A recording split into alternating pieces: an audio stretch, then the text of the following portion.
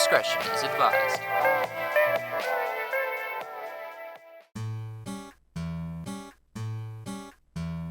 Howdy, my name's Logan. Have you ever been doing something for so long that you didn't even realize you were doing it more out of habit than you were for fun? Who am I kidding? Of course you have. We're all gamers here. That's why I decided, hey, maybe I'd try and pick up a new hobby like playing dress up or something. Although I do admit it's been kind of rough so far. I don't know, something about having fun without wasting fossil fuels just doesn't sit right with me. If only there existed an easier, more wasteful way to meaningfully play dress up. Oh hey!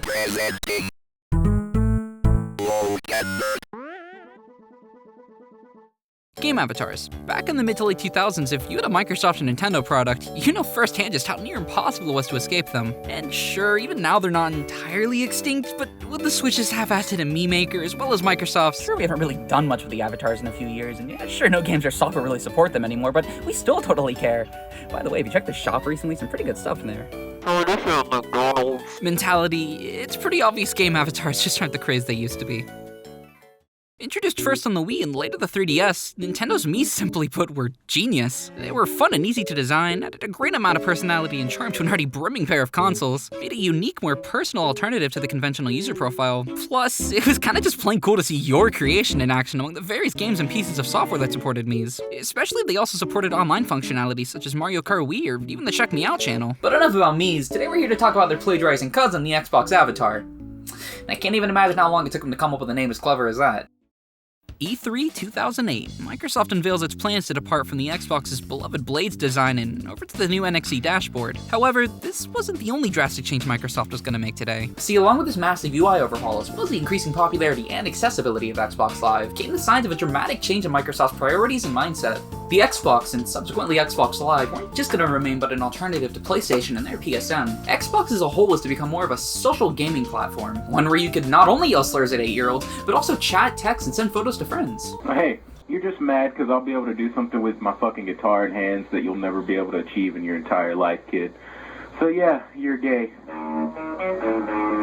And in order to really drive this sentiment home, meet the Xbox Avatar. Developed by Rare of all companies and released as part of the new Xbox Experience, or NXE update in 2008, Xbox Avatars were a rather unique take on the Mii formula, with more of an emphasis on the online capabilities of the console. I'll be straight up, I love these things. Admittedly, I never really edited my avatar that much, not as much as my Mii's anyways. But god, if they didn't do just some of the coolest shit with them. I made mine a corporate shill! Looking past all the dreadful promotional bloat, if there's one thing the Xbox Avatar has had over Mii's, it's definitely the level of customization they featured. Xbox's Avatar creator is competent enough. It ticks all the boxes you'd expect, really. Nothing terrible, nothing really that noteworthy, other than the hidden hair color cheat. That was pretty cool, not gonna lie. Lackluster character creator aside, though, where the Xbox Avatar truly shined was in the My Style category. Unlike Mii's and their favorite color options, the Xbox Avatar creator gives you more options than you'd ever really need. You have your standard shirts, shoes, pants, glasses, and hats, sure, but you also have options of adding rings, gloves, watches, earrings, and props, but we'll get to those later. The sheer amount of options on display here is quite impressive, really. If there's anything I could complain about, though, it's rather disappointing how lacking the base variety can be for some of these subsections. That being said, what a better time than now to talk about objectively one of the coolest features of the Xbox Avatar, DLC clothing. I really did just say that, didn't I?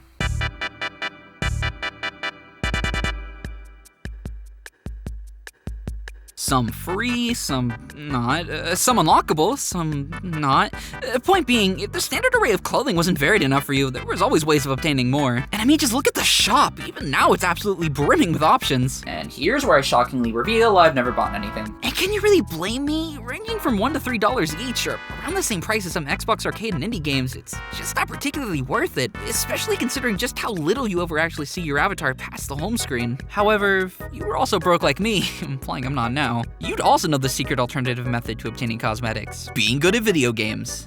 And wouldn't you believe it, I don't have very many unlocked. You could fork over a few bucks for a new shirt, sure, but what really separated the boys from the men were the gigachads who dedicated days to completing challenges, all for a new cosmetic or two. Spanning a wide selection of titles including Halo, Minecraft, Fable 3, and Sonic, some games supported this unlockable avatar gear concept, and I gotta say, I adore this idea. I never quite understood the whole appeal of achievement hunting and increasing my gamer score. That being said, you best believe I carried No Chomsky throughout the entirety of Dark Carnival just to unlock the Left 4 Dead 2 Depeche Mode shirt. Sure, I only know like 2 songs by them, but it's the point, you know? The unlockables didn't just stop at shirts though, no. There were various other things you could unlock, like hats, watches, whole outfits, and of course, props. Easily the best and most unique avatar cosmetics available, ranging from ones as simple as this little Left 4 Dead health pack, all the way up to more extravagant and complex ones like this absurdly detailed parkour animation. Props were very easily the real stars of the show here. Unlocking and displaying a new piece of gear was always cool, sure, but no mere article of clothing could ever quite measure up to the feeling of accomplishment unlocking a new avatar prop gave. Props were truly the coolest, most unique way of gloating to your friends,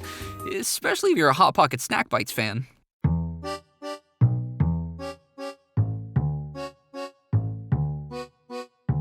Yeah, I know I talked about this a bit before, but man, the Xbox Avatar shop housed a lot of promotional garbage. Because nothing screams individuality and accomplishment quite like this Wendy's wig. I'm loving it. Oh, wait. Yeah, and who can forget the iconic, guess what day it is? Hump Day! That's fucking funny! I always found the prospect of using free promotional items weird and almost counterintuitive to the Xbox Avatar's whole vibe they seem to be going for. And looking through some of my friends' gear, I assume I'm not alone in thinking this. Which to that I say, more for me. But let's say you're a clothing hater. And trust me guys, I get it. Surely there must be something more to these little guys than just an excuse for people over 6 to play dress up. Not that I'm complaining. Then nudists rejoice, because as it turns out, another major selling point of the Xbox Avatar, shown in its initial 2008 E3 reveal, is just how easily avatars could be incorporated into games. And incorporated they were. From timeless classics such as Band of Bugs. Oh, and who could forget the iconic Kingdom for Keflings?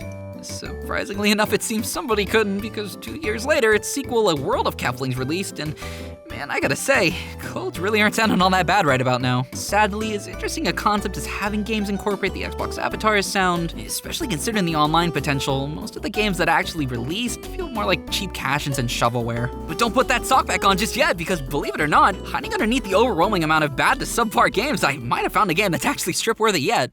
Released for free on December 8th, 2010 by Wannago Studios for Doritos' Unlock Xbox game competition, Doritos Crash Course has you and potentially 3 other players tasked with completing an assortment of Wipeout-esque gauntlets, all while competing for the best time. There's nothing that makes me crave Doritos quite like a mediocre platformer. I used to play this game a good bit as a kid, and coming back now...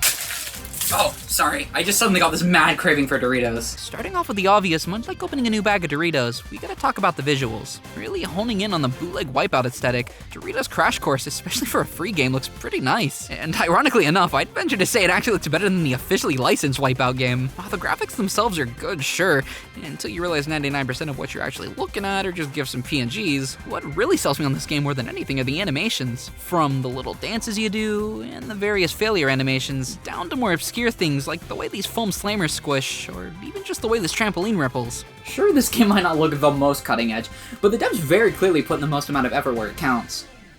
Although maybe they could have put a bit more time into perfecting the gameplay, because much like this chip, this makes a terrible controller. Much to my dismay, while the game itself very obviously has a lot of passion poured into it, when it comes to actually playing it, everything just kind of starts to fall apart due to the sheer jank of it all. A good example to start off with would have to be these weird ropes that kind of just work when they want to. It doesn't help that they're usually also weirdly placed, so 9 times out of 10, you end up missing them, which is kind of an issue when your entire game's premise is to get the fastest time. Another big issue, tying into the last actually, has to be the hitboxes. There's been numerous times while playing I was like, man, I really feel like I should have made that, or man, I really feel like that shouldn't have killed me. Wait a minute.